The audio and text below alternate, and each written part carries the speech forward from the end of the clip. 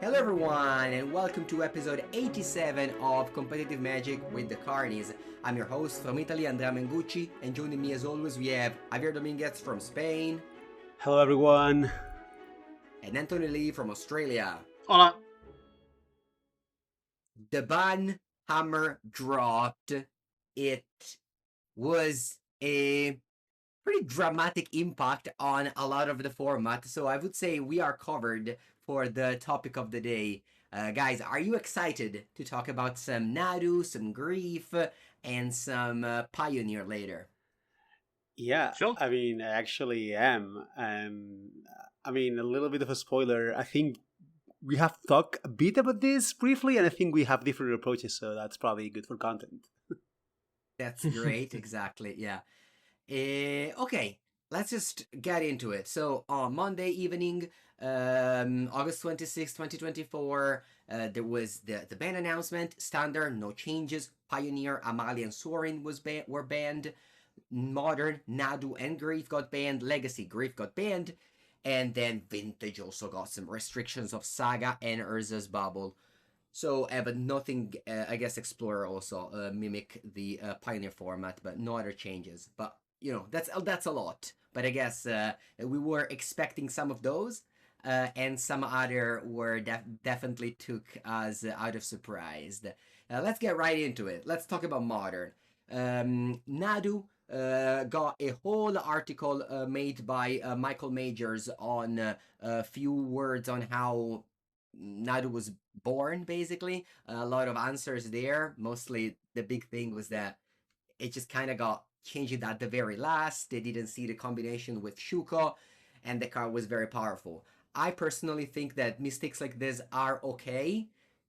Again, old topic, but I don't think, I think that um, emergency van are good for the game.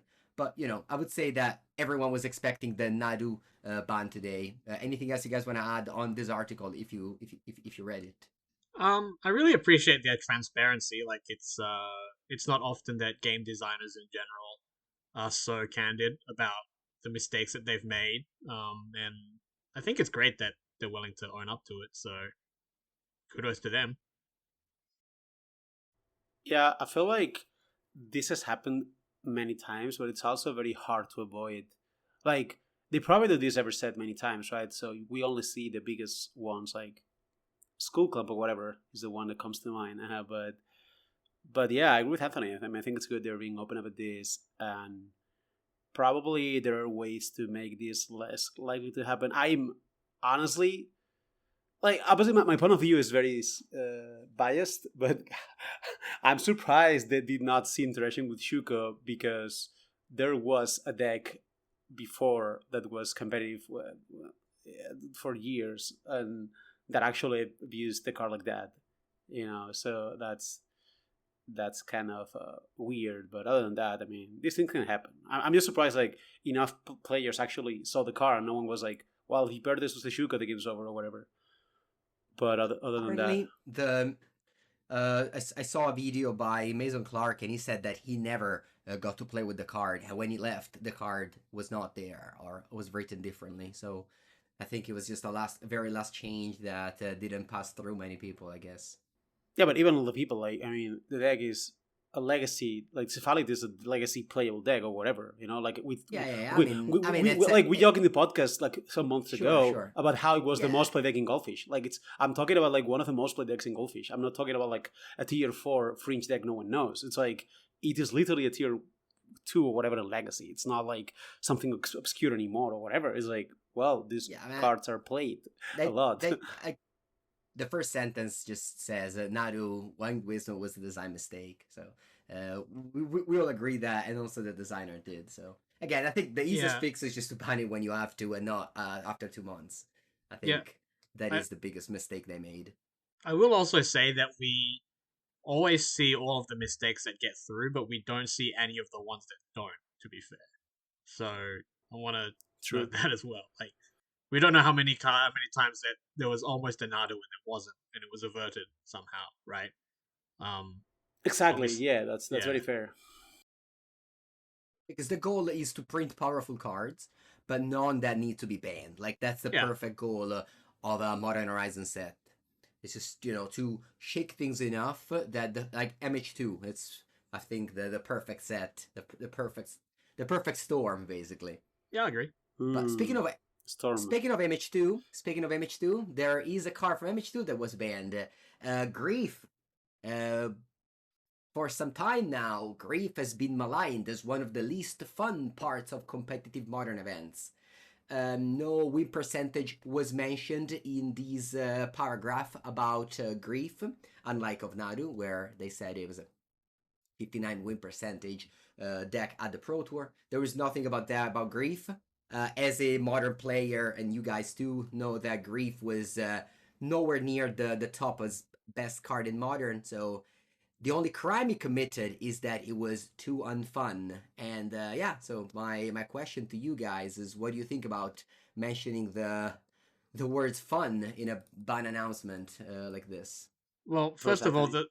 the crime that grief commits is actually targeting your opponent. So I just wanted to put that out there. Well, I think grief hasn't actually been uh particularly strong at any point. Honestly, like, even when it was the most played deck, I don't think grief was actually very strong. Like the so-called scam deck was very popular and it frustrated a lot of people, but I'm not convinced it was ever like dominatingly powerful. And I don't think we ever seriously considered it for any event, which is usually a sign that the deck is not great, right? Like it was fine, but nothing even remotely close to ban worthy. And it's only trended down since then. Um, so I think it's clearly not something that you do on for balance reasons. And in fact, I think grief is the least offensive kind of nut draw that can happen because you still play. There are still decisions to be made from both sides. There's more you can do to mitigate it than some other things, honestly. Like, for example, in Barcelona, we adjusted our mulligan strategy around grief. So there was a little bit of counterplay. I mean, there's not a lot, but it's better than some other things that exist, like, other nut draws that exist in modern. You don't have to list them. But um, yeah, I don't really get why people dislike grief so much more than the other silly things that can happen.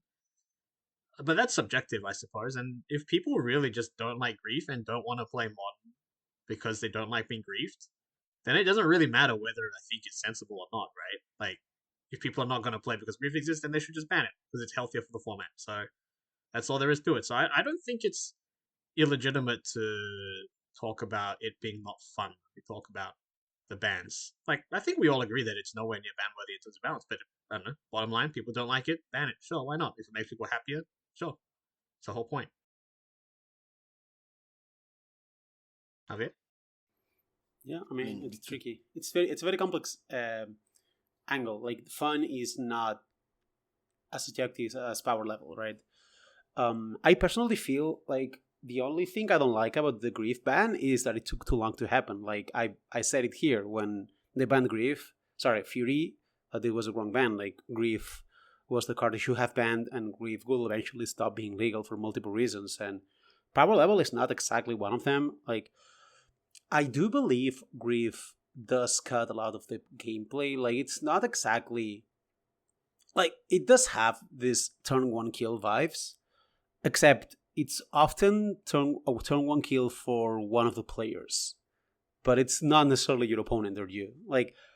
It, like turn one grief hands like a scam grief or whatever. Usually means that one of the players is probably not going to do much either way, and it's just I mean the way we play modern. It's like we don't play that often, and we just try to win or whatever because we're playing a PT, but I did not find the scam matchups very fun compared to other matchups in modern, if you know what I mean.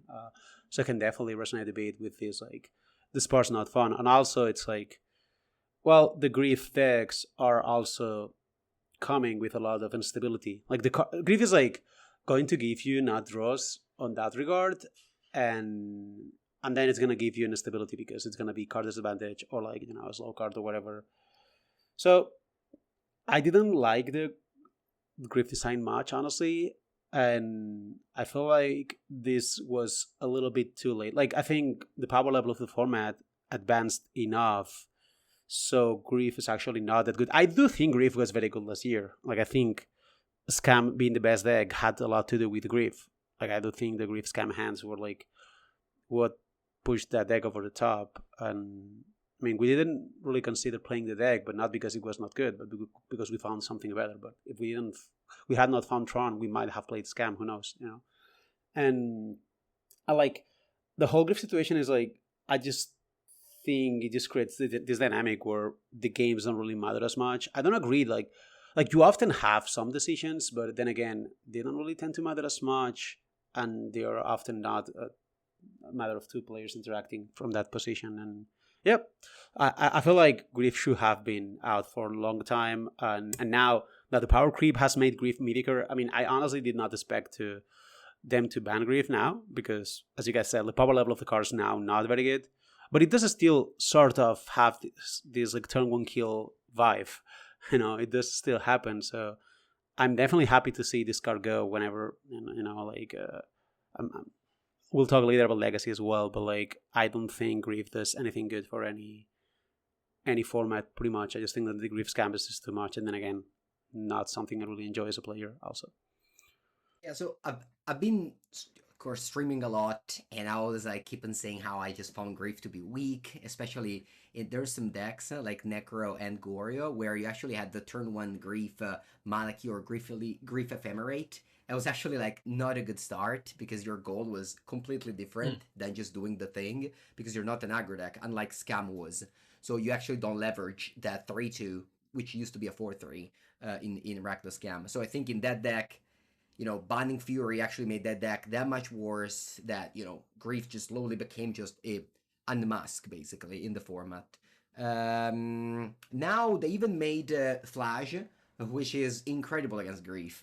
And I just, you know, kept on saying how sometimes opponent just Grief Ephemerate me or Cliff Market Rebirth me, and I had Flash around, either in my hand or in my top, like 2 or 3 cards, and you just, you know, so easy answer that thing. So I'm personally very much against banning cards that don't need to be banned, or that don't, you know, they're not powerful enough to be banned, because of course banning cards comes with a lot of trust problems that people, you know, pay with money, and especially like just mentioning fun to me is just so like so bad, because what is fun? Like making Ral and Ruby Medallion in Modern Horizons 3, like is that fun? Maybe for the few people playing Storm, but for most people they have to sit there through another combo deck. It's not that fun sitting there for 5 minutes. And like you can just keep on mentioning things that are not fun. Eventually we'll have to say the One Ring chain is not fun, and we can name the card the One Ring. But yeah, so personally my opinion is that Binding Grief made very little sense, but your decks with the Grief are still keepable, like are still playable. Like Esper Gore's Vengeance, just yesterday, as we record, on the Grief was banned on Monday night. On Tuesday night, this list I have in front of me on YouTube, if you're watching the video, by Ham and Cheese, won the Modern Challenge, first place. Gore's Vengeance, no Thoughtseize. I've already seen people playing Mono Black Necro and doing some 5-0s, which of course, you know, we're still like literally day 0. But Mono Black Necro can also be playable. And also I've seen Menino Ne posting another 5-0 with Living End without Grief. So the possibility that these decks still survive are there. It's just weird to me that you ban a card that is, you know, so down below the power level of the format. Well, I have a point for that. Like, just keep in mind, Grief is not very good now, but mostly because it's used in decks that are not very good Grief decks. But I mean, you've seen on Legacy what Grief does when it's good in a, you know, when it's put in a good Grief deck. And Scam was the best deck when the whole metagame was targeting a Scam, just because Scam was a Grief deck.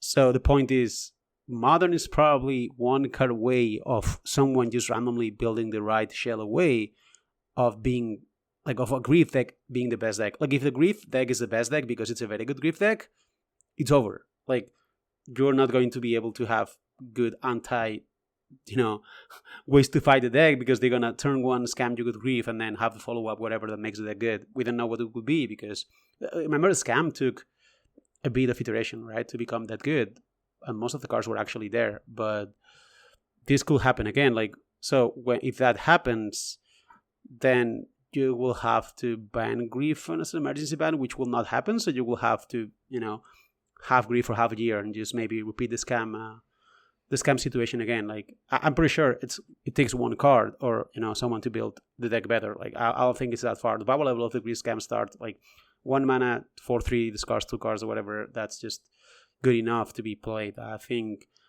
that's something that's kind like, it's easy to forget how good grief is when the deck is a good grief deck, when you're just to see that card in. As you said, Necro or Argolios, they're particularly bad grief decks. To me, that's one of the reasons why Argolios was not very good, because it was not a good grief scam deck. But if it was, suddenly, imagine you can just build a deck, like you can build another scam deck because they print a very good Rakdos creature to mana that plays well with grief. That's it. Like, then you have another only one tier 1 deck just based on the power of grief by itself. And I think that scenario would be very bad as well. So I don't think it's that bad to cut this card now, because it doesn't kill them. Like, it's not killing any archetypes, but it's definitely killing an archetype that's about to happen or it's going to inevitably happen. So might as well just get it now also. That's interesting. It's an interesting argument. So you're basically saying that it's sort of future proofing against a card that is liable to be broken later. Then you don't have to ban it after people have already bought in. Once that deck exists. Yeah. Well, it's very close to. I'm saying it was broken before. And the only reason why it's not broken now is because Fury was banned. But like, let's remember that deck was it was the kind of best deck similar as Delver like 10 years ago, whatever. Like, where you just couldn't have a very good plan against the scam because grief was so good that it will just grieve you, right?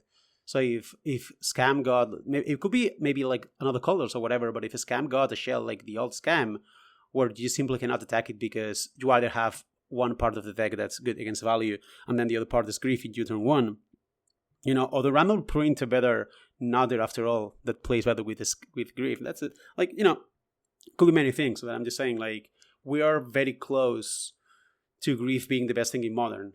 Like, and it could be as long as grief was being legal, this was a risk that could happen. Like any week it could happen. So I think having it out, because I think the modern scam is not great to have there, because definitely a lot of players didn't like it. Like, the turn 1 you don't play, whatever, because scam was a lot of a you don't play. They got turn 1 fall through grief, turn 2 White Walker. You were not playing that game usually, right? So that's the pretty much the thing. Like, it doesn't happen with Necro, but it happened with the scam. And I think this was very close. I'm pretty sure that's like the scam summer or whatever is a strong reason of why they banned grief, even though they ban it now. But I'm pretty sure grief will not be banned if it wasn't for that. But that's where we all learn how good grief is when it's put in a good grief deck. And now Legacy, of course, which is, it's been destroyed by grief also. All right, let's just talk about let's keep ourselves into modern. Let's talk about the next paragraph of this ban announcement. We certainly considered a few other cards to take action against in this announcement, namely the One Ring. There's no clear the One Ring deck terrorizing modern, so they ultimately decided not to act against the One Ring. What happens is that the One Ring is played in a lot of different top tier decks, and so basically because of that, they decided to not ban the ring. I'm personally am of the idea that they either just ban Nadu and see how the meta game shook up, but if they wanted to ban more things, they should have also banned the ring, which is, the best card in modern at the moment. It remains to be seen if it's the best deck, but it's possible that the best deck will contain it. I want to hear your opinion about not banning the One Ring, and what would you have preferred to happen? I mean, I don't think the One Ring is even close to bannable by any reasonable metric. I very strongly disagree that it would be the best card in modern now. I mean, Javier will talk about this as well, but we didn't even think it was a good card generally, testing for the PT, and obviously that was also in the context of Nadu, but I feel like it's probably still true. Like the One Ring is a card that specifically you have to build around for it to be actually good. Like it sees a lot of, I think currently it sees a lot of more play than it should because you plausibly can put it in any deck. It's the colorless artifact seems powerful, but I think it probably shouldn't be in a lot of these decks, or that these decks are not ultimately actually good, even though they have the One Ring or they don't use it very well. I think it's honestly a build around. Like as I said, Javier will talk about this, but the genesis of the Jeskai deck was that the One Ring was really underperforming, and we tried to build a deck that actually used it well. I think, like this definitely seems like the One Ring is actually a lot more specific than it seems because a slow card drawing spell, and it is a slow card drawing spell in the context of modern, is it's just something that not every deck is in the market for. So even though it's colorless, it doesn't mean it goes in every deck and is effective there. I think that the thing that it subsidizes as well is something that is usually not good in modern, and I think it's something that a lot of people would enjoy doing in modern. I think if you banned the One Ring, that decks like Jeskai Control would go back to being horrible, like you know, literally something that we used to joke about playing Control in modern. And I think you need, like, I think it's very desirable for that kind of deck to be playable. Um, yeah, I really don't think the One Ring is particularly bannable on a power level basis, or even a centralization thing, or anything really. It's very hard to for me to think that it should be banned, or that it's even particularly threatening at the moment. Go on, Javier. Yeah, I mean, well, this discussion is kind of complex. I'm pretty sure we have talked about the One Ring in this podcast a lot, but let's just go back a bit for one more time. I do like the One Ring as a card. Like, I think it's very powerful. When we played Tron, we built Tron because we thought Tron was the best, the One Ring deck. So we thought the One Ring was the best card for that tournament. I don't think that's true in the in the power level world we live in now.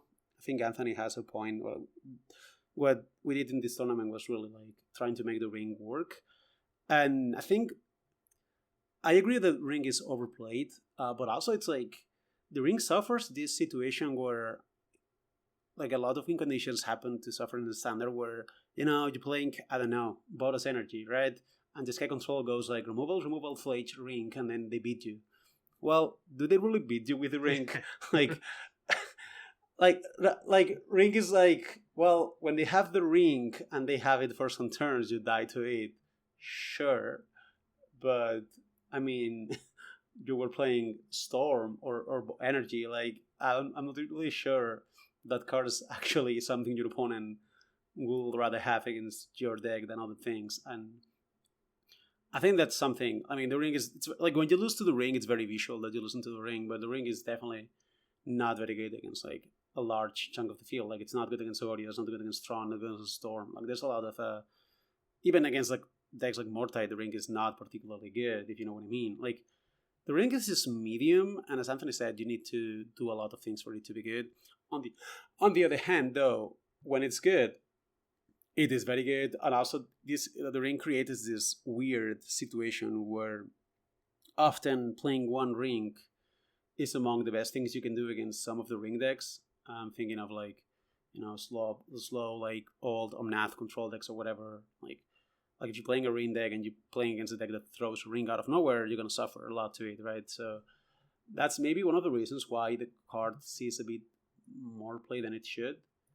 And the other reason is like it's one of the best ways to capitalize on extra mana, right? Like Amulet Titan, Ugin's Labyrinth, or whatever, they give extra mana in exchange of virtual or practical card advantage, depending on which deck you're talking about, or even the Eldrazi Breach. I mean, all the mana acceleration comes with card disadvantage, right? In Modern, I mean, mostly most formats that are not Vintage.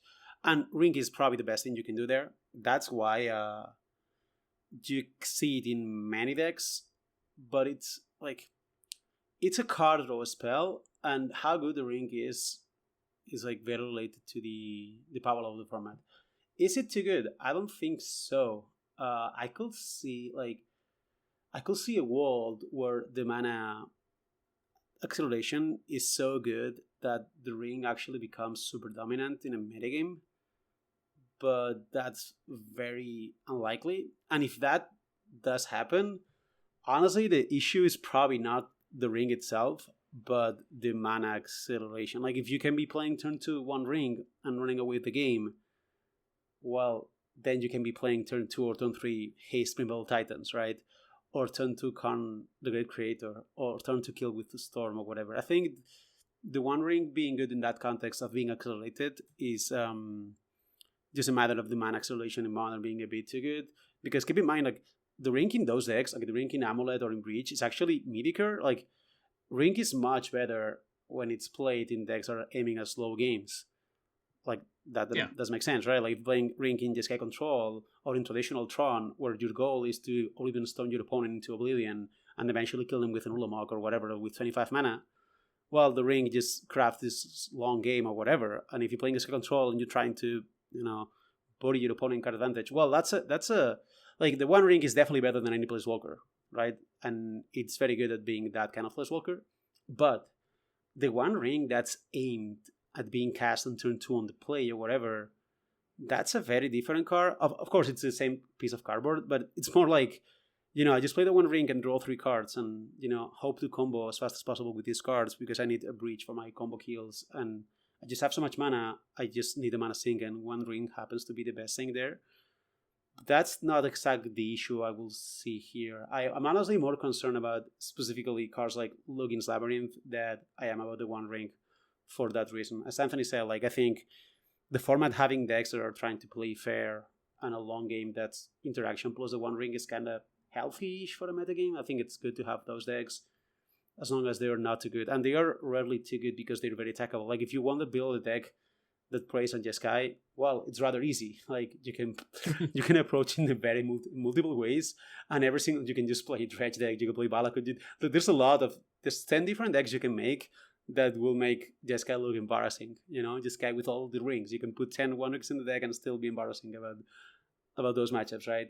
But if you're casting one ring on turn 2, now things happen. Like how do you build a deck that just like doing those stars? So I don't think, for me the mana acceleration is the issue, and I think if ring starts seeing a lot of play in those decks, I will probably keep an eye on that mana advantage, because like if you have those mana accelerated decks and you ban the one ring, it's not really the one ring that's keeping those decks together, right? Like you can just probably replace, like you actually might find situations where the replacement is actually better than the one ring itself, which is similar to the Grief case in Ingarius.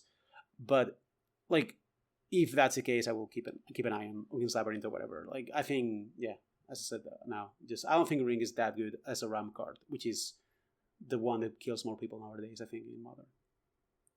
I think there was definitely a big improvement in in the ring decks with MH3. Both you mentioned Login's Labyrinth, but also I think life gainers. They made very powerful life gainers, first with the Flash and also the Guide of Souls in Boros. I felt like I needed to play the one ring in Boros to beat the Jeskai. So often Jeskai would go ring, and you just go your own ring because you can't expose yourself more into the wrath. And so like you have this tools that's just a card advantage that is also very good in the mirror match because you have life gain. When I was playing, Murktide or strategies with Lightning Bolt, I was always like, oh, the one ring, it's fine. They just lose 6 life, draw 6 cards, but they just die to bolts. But I think now there has been a lot of changes because the Login's Labyrinth push it out much earlier, and they actually put combo kills in the deck with the Through the Breach, which I think will be one of the best decks. We always had Amulet Titan. Amulet Titan was one of the best decks from Pro Tour Barcelona until with Nadu Ben now will return to be one of the best decks, and has always used the one ring just as a ramp tool in order to stabilize. And you also have the Lotus Field deck, which is very strong. The Twiddle deck that can actually untap the ring and uses as a combo piece. I think in general, I heavily disagree with you guys, and that's fine, I guess. Been disagreeing a lot as always.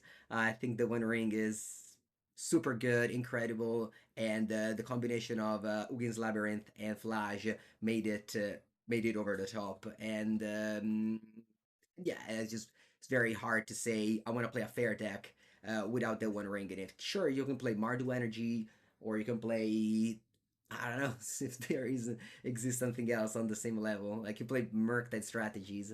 Um, I've done a little bit of a like three-way map where it has like the energy deck that lose to the combo decks, and the combo decks that lose to the Murktide style deck, and the energy that beat on Murktide, while just get control is kind of out there based on how you build the deck. You know, losing to combo but beating the other two, but you know, stuff like that. And I think that the ring kind of plays out very well in every of this archetype. I guess not in Murktide because you don't have ramp or life gain. But yeah, so I guess we all explain our thoughts on the card The One Ring, and that's, you know, hopefully the listeners enjoy Well, the I difference. think you pointed a very important part I actually forgot, but I agree with that. Fletch is definitely very important in the ring shells. Like I think both Yes Guy and Boros Energy will probably not be able to play the ring if it was not for Fletch or Fletch. I Falaji. don't know how do you I Anthony? How think do you it's call actually it? Flage, but I love calling it Falaji because of No, how Cassis says it being so ridiculous. Yeah, yeah, Fletch or whatever. I do think Fletch is probably the best yes, card in Modern, and I say probably, but my instinct is like it's the best yeah. one by a lot. But let's say probably.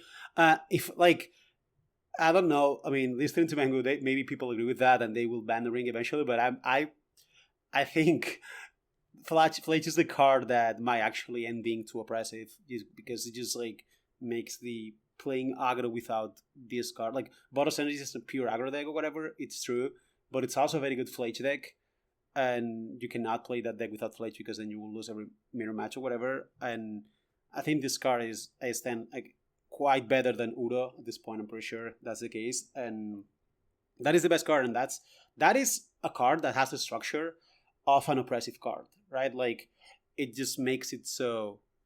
Like I think a lot of the oppression the One Ring can be doing to the format is actually Fledge doing it. I guess that's the point I want to make, which is kind of on the same line with what Mengu is saying. Like these two cards, Labyrinth and Fledge, actually enable a lot of the ring action. Strongly But agree. if Yeah, you take so out the ring, Fledge is still there though. in, in my RCQ that I won yesterday, sorry, on Sunday, Congrats. I played against so many Jeskai deck, so many Jeskai deck. I was bringing in Surgical. When I was Surgical in Flash, the game just felt like impossible to lose. Like they had very few ways of gaining life, very few ways of dealing with the ring, and I eventually just burned them out. But other than that, uh, that Jeskai deck felt just that were dealing very badly with my ring.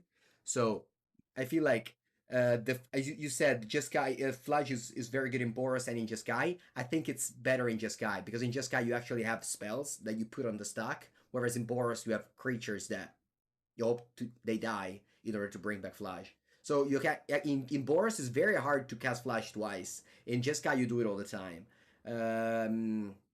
What else? Yeah, That I is think true. like yeah, Jeskai is a very good Flash deck. And when they lose Flash, I think it just becomes like a very when you lose, I mean, with Surgical or just in general, like Neo Spellbomb, you know, effects like that that host the Flage. I think we're familiar Anyway, with that happening. Yes. Well, yeah, yeah, I definitely agree that Flage is actually way more impressive than the One Ring because there actually are decks that I don't want to play because of Flage, and also I feel like there's much less counterplay to it. Like you have to like do cards like Surgical, but the Flage player can play around those, and I don't know. Like I think this card is just. I think yeah. that's actually when we talk about unfun, Flage is actually unfun. I have mostly been the one flaging people, but it looks so miserable for my opponent because they actually just can't do anything. They can't kill me. They can't grind me, and I kill them in like 2 hits with this win condition that I often don't even have to actually draw. Like it's completely absurd. I think so.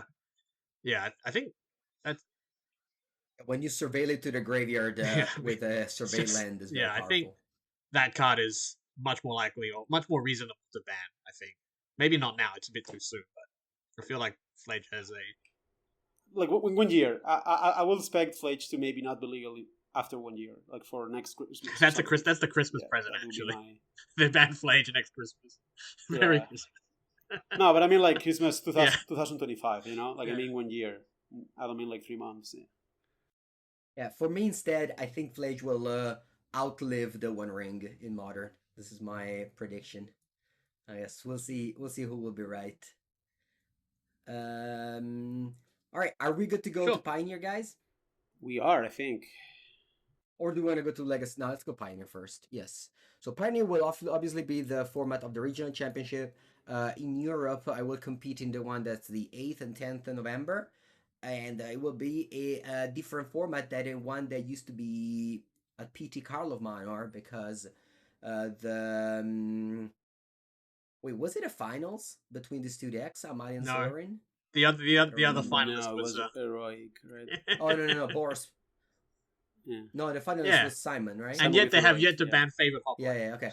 Anyway, Amalia. Yeah, they yet have to ban Boris Heroic. Anyway, two cards got banned: Amalia and Sorin. Actually, I have not read the Pioneer part of this ban. Do you guys want to take it over? Yeah, it's good. I mean, they basically say like I mean, you can read it there, but like the vampires deck is like over 30% of the Earth season, and it's just like the deck is a bit too good because they're doing like the Fable push. Like it's black red with a combo kill that most decks are not suited to play against. Like, and the deck is much better for the positioning in the metagame, just to be like normal black red. And they just take a Sorin, which probably will, I mean, obviously kills vampires, who doesn't kill Rakdos combination. And that's pretty much it. And I actually think that does make sense. Like, vampires was a bit too good because of the combo. And that's what they say. And in terms of Amalia, well, they explain there's a bit of a different issues, but mostly like the time situation and the thing that, what happened in the PT with the draws, right? There's a situation that creates draws because the Wild Walker is indestructible or whatever, and that's pretty bad. Plus, the power level of the deck is pretty good. I think they also talk about it being a bit of restrictive for the metagame. No, I don't think they do, but also they could have said that. Like creature combat decks sometimes are oppressive against strategies. So, well, that's pretty much it. I mean, I don't exactly remember word by word, but they also talk a bit about Cruz and Fable of Windbreaker as the cards that are under watch, but they are still going to be there. And I think that makes sense. Like, they're both very powerful cards, but they also have not, they don't feel like they're too good in that regard in the format. Cruz a bit of too good, but then again, we have said this before here, but like, I personally feel like Phoenix is a very good best deck as opposed to Vampires, because Phoenix is actually not easy, but easier to attack in a way. Like, Phoenix can beat you if they have a plan against you, but they really need to pick up their fights. Like, they cannot have a plan against everything because the plans Phoenix can have are not very universal, unlike Thoughtseize Combo U, which is the Vampire's plan. So I think this looks good, honestly, the changes. Well, that's pretty much what they say, by the way. What do you think, Mango and Anthony? Yeah, I don't know. Like, I think we might disagree a little bit about that. I mean, we might disagree a little on how good Vampires actually is. I think we have talked about it before, and I think we don't quite agree because I mentioned that Stefan and I both felt that Vampires was probably the weaker out of the big three decks in Pioneer. Like, we felt that it was a little bit worse than Phoenix and probably Amalia, whereas you felt that it was the best, right? So we actually didn't quite agree. We just felt that it was so popular because people just really like to play this kind of black red deck, and there are other reasons why the black red deck is more popular that don't relate exactly to power level compared to Phoenix and Amalia, especially in terms of simplicity. Like, it's a very accessible deck, both in terms of gameplay and actually just card availability. It's very natural to just have the cards for black red. So we felt that the metagame share was not necessarily reflective of its power level. Although we did obviously agree that the top three decks are the very clear top three decks, and everything below that was quite far below it. Which also makes obviously also looks a little bit strange, right? If everybody agrees that there are three top decks, then getting rid of something from, well, basically killing the one of them and really drastically changing the other one, so it's going back to the old version of the deck, which wasn't anything too thrilling. It seems weird, right? That nothing was touched from Phoenix, but I don't think that's necessarily going to be the case. First of all, because of what we agree on, that Phoenix is pretty much it's kind of an ideal sort of best deck to have in a format. But also, I think that um, it's possible that banning cards like Amalia actually open up more responses to Phoenix, right? So, for example, a big problem with decks like Lotus Field that they're not very serviceable against decks like Amalia. But maybe now that Amalia's gone, you can fight against Phoenix more. Like, I don't think you necessarily had to ban the entire top tier. You just needed to open up room to respond to them, I think. So, although it looks strange to not touch Phoenix, I think there are a couple of good reasons to not do so. So, I think, I don't know, I didn't really expect this ban. I didn't think that, like, I'm not really sure I would have banned Soren. Like, maybe yes, maybe no. I mean, I think you have good reasons why that it was good to get rid of it, but I didn't think they would. Right? I kind of liked that it was unique to Pioneer, like the whole Treasure Cruise and Soren thing. Were it's something that you never saw from any other format, and was very unique to Pioneer. But I think maybe by this point it's gotten old, so fair enough, and we'll see what happens. And I don't know, Pioneer was always changing, right, throughout its those first few years were really I don't know, we'd talk about Pioneer every weekend and be like, where did these decks come from? So, and then we kind of lost that more recently. So maybe this will get us back to that constant churn that was part of Pioneer's charm, I think. So yeah, why not? I didn't expect them, but they're probably good bands. Yeah, I think it'll be cool to see what happens from here. Of course, you guys say good bands. You both play Phoenix at the PT, so they banned the other two best decks. Yeah, for me, I am said that my 200 euro purchase of Sorin and Reaper will never be used. Rip, rip Sorin. Yeah, I will remember you. Sorin gave me a PT invite and an RC invite That's in good two value. tournaments, so Yeah, I That's was gonna good yeah, say that value. like was you literally bought the cards and played the PTQ that weekend the and you won it. Like what are you talking about? no. I bought them after. I always Oh, got lent those cards. Oh, I thought you had bought them. No, I only Oh, bought them for the RC. And I was like, I'm locked in this deck for the RC. But I guess now I need to find a new deck. just you can play black red. So, That's no. but fine. yeah, Well, you I did. played a I played a I played a league the other day, and I got paired against the only decks of 2 years ago of Pioneer. I played against Greasefang. I played against Lotus Field. What else I play against? Just only decks that just were there 2 years ago, basically. As in, like, yeah, Pioneer just went back 2 years. They bought but if you look at the challenges, the first ever challenge, there's somehow three collected company deck in the top eight. So I guess 128 players in this challenge, and yeah, so I guess it's just as diverse as always Pioneer with these shake up at the top. Well, So it's not really because of that, right? I'm gonna be the sad news deliver, but like, it's probably because there has not been a PT like this, right? I mean, usually, I mean, what happened this year, the Pioneer was open, then the PT happened, and then it was all Amalia Phoenix and Vampires after the PT. I suspect if there was a PT now, this will change and just be again a situation. So this is the start of a format, and I think it's very fresh. But I don't expect Pioneer to stay full of 2 year old decks and having 10 decks of different topics, because that's just not how metagames work, right? Maybe Company will be one of the best cards. Oh, I don't know. please I no. hope not, but could be, I guess. I mean, you can it's one play of the cards that is scaled well with power level. So you can play Angels again, everyone's favorite Pioneer deck. especially with card logistics, right? I remember in Sofia where players were looking at like at some point someone considering the deck was like, well, the cards are impossible to get in 2 days, so whatever. Often. Yeah. Uh, and Anthony, what was your and Javier, I guess, what was your final thoughts on Proft's addictive memory in Phoenix? Was it good or not good? Because I remember at the beginning you said it was not Well, good, now but I've then you said it decided was good. it's decent. Yeah, it's probably a little overrated, but it's still good. Okay, so Well, one that of doesn't necessarily work that a way, one but of. yeah, I think it is a one-off, but that's not to do with how good or not good it is. That's just because the card has some structural issues with the rest of your deck that make it hard to play many copies. But yeah, I think that one of is pretty solid. Yeah, I'd probably play it. I think you can play more in the sideboard. Yep. Okay. It's tricky. Like I think the card is very like the shortest ways to say what I think now is the card is not very good in the deck, but it does add sort of an angle that's unique enough that I think it's probably worth a slot. But definitely a one off, and for me it's like a 0 to 1, not like a 1 to 2. I will strongly recommend not playing 2, but I think the one copy can actually just it just adds a lot of like different game possibilities, and that's pretty good. Yeah. Okay. Do we want to move on to another format? What other formats? There, Anthony doesn't What? play other formats. there is.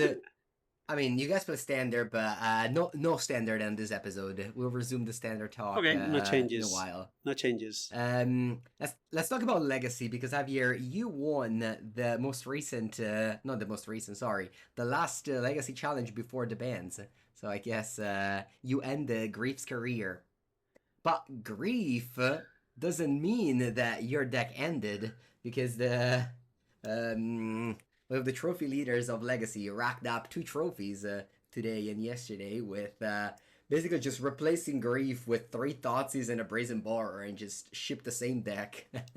So yeah, I wanted to hear your thoughts on just banning Grief. Would you have banned something else?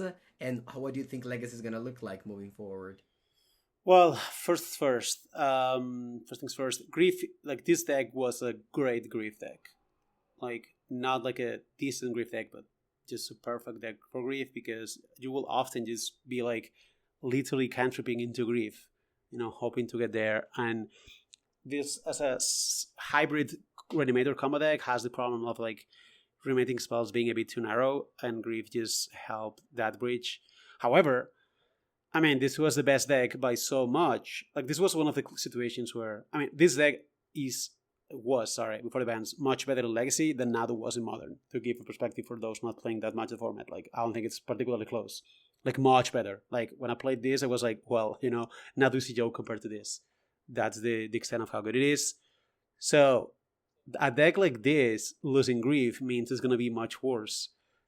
Does it mean it's bad? Well, no, because it was so much better. It might still be even the best deck. I think Psychic Frog is what actually triggers this deck. I remember playing something, making a topic in a challenge like 2 years ago or 3 years ago or something very similar. Like, just Frog is the perfect card for a deck like this, and I think you can just play a mix of Tempo and Reanimator with this core. There's so many things you can do. This might involve being a bit more combo based, like Careful Study or whatever, or maybe not. Maybe it involves being more like creature based, just having less animate dead and just playing like Entomb and Reanimate as a black cards that just combo together and that's it. There's a lot of directions you can take, but I'm not surprised. I think this, like, you look at the deck list, right? Like, it's still going to be making turn to kill people with Ace and Force of Will or whatever, but let's be clear, like not having Grief will make this deck much worse. Like I don't think this Legacy is gonna be like a one deck format as it was just before the bannings. And I mean, I don't know if you like the banning of Grief, Mango, but I think it was about time. Like again, everything I said about Grief in Modern was much worse in Legacy because the cost is way lower. I mean, in Modern you have to play Not Dead After All, which is not exactly a multi-format superstar like Make Disappear, but in Legacy you playing Reanimate. Like Reanimate, I mean, no, I mean, I think like if anybody played any tournament of Legacy, they wanted Grief to be banned for a while. Same thing as same. I mean, it should have probably been banned in the previous BNR.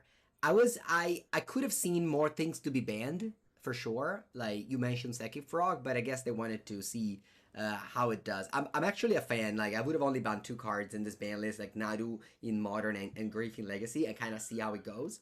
Yeah, I mean, I'm excited to play against this deck with my Golgari deck.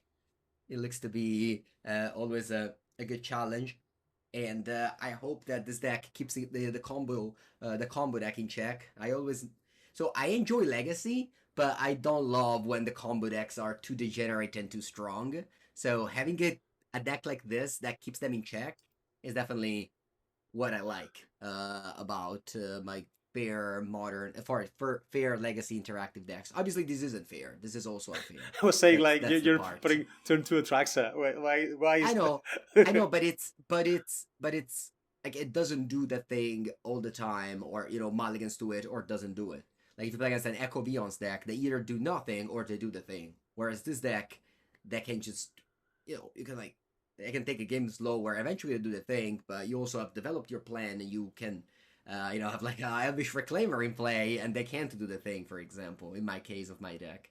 Uh, yeah, so I'm excited for Legacy. I'll definitely be keep on playing a Legacy tournament. I'll go to for a season in a few weeks. I guess you don't come, Javier, because you didn't tell me anything. You were interested, but Yeah, I don't know what happened about this, but I think I will not come. But I will actually double check after the podcast. But I'm definitely also excited about Legacy. Maybe I can try to play Cephalic Breakfast again. Who knows? yeah, But I mean, honestly, there's a chance. There's just a way to build this Bulldog deck that's a bit too good still. Like I was gonna say, like Reanimate. I think is definitely on the camp of the Brainstorm and Days and Force of Will effects, where it's just like a massive card. Like Reanimate is just extremely good. It was great. Good Grief. Like the cost to play Grief and Scary Scam was Reanimate. And Reanimate as a card has been seen play as a fair card for a while, and also as a combo piece that actually steals games here and there. And it's a turn to kill combo piece that actually gets back your frogs or whatever they get killed, or you can you kill a Delver with a push and then you get it back with Animate and those kind of things, right?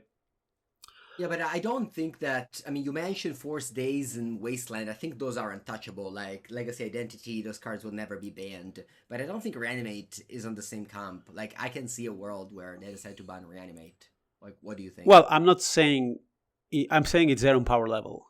I'm not Oh, okay, saying okay, okay. I like understand. I understand. like I mean, I guess Force of Will is the more unique of those effects and therefore the best. But I don't think I know the magnitude of what I'm saying, but I think Reanimate is really that strong. I mean, just think of how high you pick it, playing a Oh cube. yeah, yeah. Like Reanimate is just completely. I mean, It's a good fair card that enables turn two combo kills. Like think about it. Like it's just like when you were playing at Initiative, you had to side out Seasoned Engineer against Reanimator because they could reanimate yours, and I think that shouldn't really like you shouldn't make think that deep, and because it's so good that the reanimate cards can also steal yours in Legacy.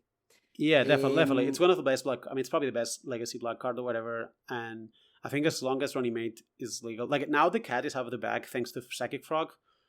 I think as long as Reanimate and Psychic Frog are legal, there's a good chance a blue black hybrid tempo Reanimate deck is going to be the best deck, just because if you happen to find the right combination, there's just like so many angles. Like this is the best brainstorm deck in the format, right? I'm I probably mean, the best ponder deck as well. So that's a there's lot. also the possibility that splashing red is also important for the RC Bolt Pyroblast to have the edge in the mirror match with Pyroblast.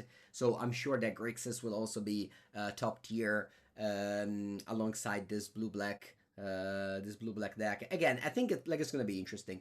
Um, let's finish the cast briefly talking about vintage, because I don't know many other podcasts talk about vintage. I actually I will play vintage at the fourth season on Friday. There's like a Team Choice event. It'll be me, Pivo, and Terlollo. I have decided to be the vintage seat to kind of practice a bit for the vintage Eternal weekend as well. And I was planning on playing Luris with 4 Saga, 4 Bubble, but I guess that's off the table since both of these cards are now restricted. And when you go from 4 to 1, well, you can't really build the deck around it anymore. So I think that the Luris decks will need to play actually more creatures than just 2 Psychic Frog and 4 Orcish Bowmaster.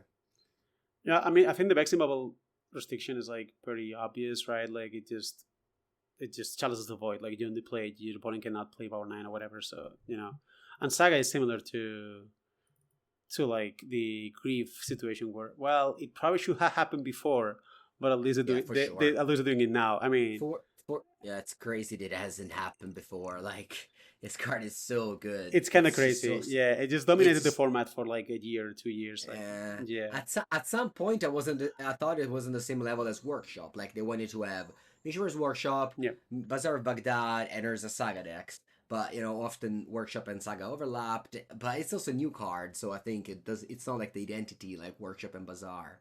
So I felt like, yeah. I mean, I remember because I was playing this Jeskai deck with Luris, and it didn't have any Wasteland. The first time, I was just playing my Jeskai deck because GG. you had no Wasteland. You just die to Bazaar game one, and then you sideboard. But then this card came out, and I'm like, this is unbeatable. Like this just, and the fact that in Vintage you get like Manifold Key as well is even more broken. So yeah, but what would you go like if you had to play a Vintage challenge, which you have definitely done in the past? Where would you go now in Well, Vintage? you're running out of reasons to not learn Doomsday Mango. No. That's the only thing I'm gonna say, and that's all I'm gonna say. But you No. really are running out of reasons. But what if I play 2 Flash Storm? I can counter Somebody Doomsday. said. Yeah, my point still stands. You're really running out of reasons, and 2 Flash Storms are not enough reasons. I'm sorry. But what if I play Vexing Bubble on the play? I don't know if that deck cares about it. But Yeah, it probably doesn't because it uses that ritual and only plays 2 pieces of Moxen. Yeah, I don't know. Good luck, Mango. I'm Good- just Good luck learning Doomsday. on paper. I just play quick and lose. I would just pick up my deck, feel sorry for my opponent to wait for me. Like on Magical Line, I can stay there 5 minutes and think. But in paper, I would just be feeling so sorry for my opponent. Well, it's a thing though. Like the vintage piles are actually easy. Like Vintage Doomsday is about playing the game itself, not about the piles. Because unlike Legacy, where you have to think around, things to play around or whatever, in Vintage you always have like pretty much Lotus Ancestral.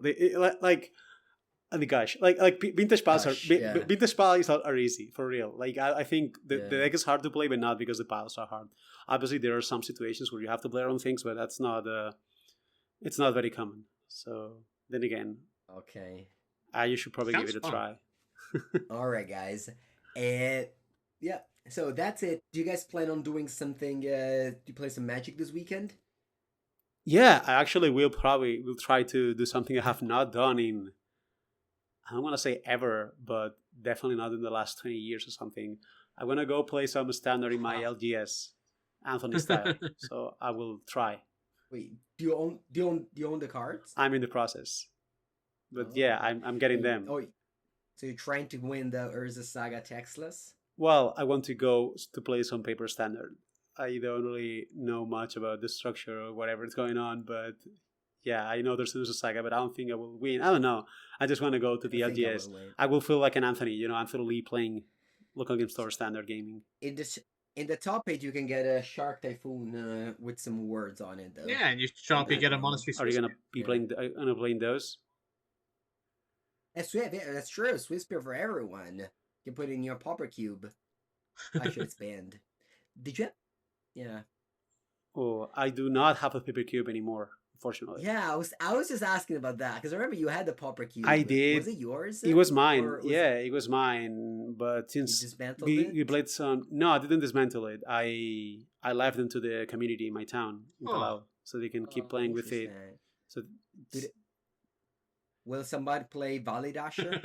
No, not again. I eventually took it off of the cube because. No, you took it out of the cube. Yeah, I took it out. It was so bad.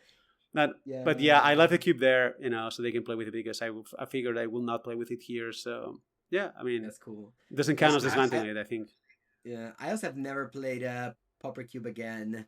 I guess the vibes were just ended there. We're playing Vintage Cube still here and there. Have you guys played any Vintage Cube qualifier for the Vegas thing? No.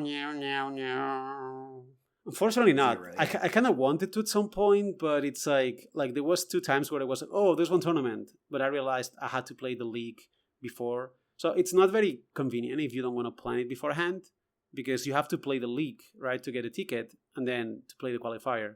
Yeah, you have to go 4-0 in a league. To me, the biggest problem is that you have to do that on Saturday, and I'm just never home to play Magic on Saturday. Well, the issue is you have to decide if you will play in the future. Like, I don't want to decide on Saturday if I'm going to play next Thursday, whatever, I want to play a qualifier if I want to. So this looks like it's not for me in that regard. I will have liked, if it was a bit of a free and little structure, I will have definitely played a shot or two, but Yeah, You know. there's enough people. There's enough people. They have to raise the number, so they're definitely happy with the outcome, and maybe we'll do that in the future again. I just so much look forward to see the actions in Vegas because I'll be there. I definitely want to see it in first. Like I want to be in the crowd looking at who opens Black Lotus and things like that. Yeah, it's also like a thing where, like there's walls, right? So even if I qualified, I will not be able to test a bit for it or whatever. So it's not that, you know, I guess I'm not that much into it for that reason as well. Like I would probably play a lot of them if it was not qualified for Worlds. I don't know Yeah, if It if does, that yeah. makes sense, but yeah. Yeah, but for me, I had an RCQ this Sunday on my area. But unfortunately, no, unfortunately, sorry, I chose not to play it because I qualified last weekend. I went to Pisa to win a 78 people event. It was a good thing, and so yeah, this Sunday I'll play Popper instead. There's another big Popper event happening with probably like 100 people and stuff like that. So I'm excited to play my blue red in Popper this Sunday. you just keep winning RCQs, right? I just feel like you're always winning one. Like it's impressive. Good job, Mengu. I mean, yeah, thank you, thank you.